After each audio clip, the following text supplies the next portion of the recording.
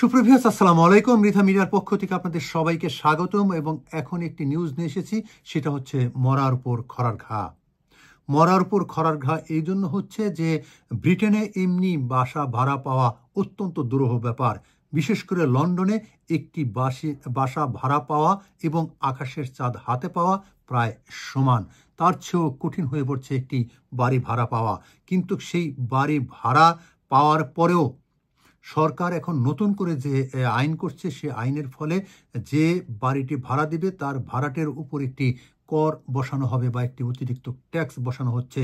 যদিও এমনি insurance tax রয়েছে, কিন্তু এখন নতুন করে এনআই ট্যাক্স বসাতে যাচ্ছে সরকার।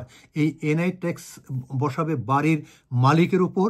বাড়ির মালিক সেই এনআই ট্যাক্সটি অবশ্যই ভাড়াটিয়ার উপর থেকে আদায় করবে।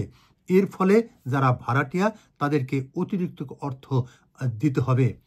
এই অতিরিক্ত অর্থ দেওয়ার ফলে ভাড়াটিয়ারা পড়বেন আরও সমস্যায়। আপনারা জানেন যে এমনি ব্রিটেনে প্রতিদিনই বিভিন্ন দ্রব্য মূল্যের দাম বৃদ্ধি পাচ্ছে গ্যাস এবং কারেন্টের দামও। সুপ্রিয় সেই সাথে এখন ভাড়াটিয়ার যদি কর দিতে হয়, অর্থাৎ ভাড়ার উপরে যদি তাদেরকে আরও ট্যাক্স সহ ভাড়া দিতে হয়, তাহলে তারা আরও সমস্যায় পড়বেন। এই সমস্যা থেকে উত্তরণের জন্য সরকারের কোনো ধরনের পদক্ষেপ নেই। যদিও সরকার বলছে এই ট্যাক্স বা কর আদায়ের ফলে সরকার 2 বিলিয়ন পাউন্ড সাশ্রয় বা কর আদায় করবে, কিন্তু এর ফলে ভুক্তভোগী হবেন সাধারণ ভাড়াটিয়ারা। কিন্তু বাড়ির মালিকের উপর ট্যাক্স বসাচ্ছে সরকার। বাড়ির মালিক অতিরিক্ত ভাড়া নেবে ভাড়াটিয়ার কাছ থেকে।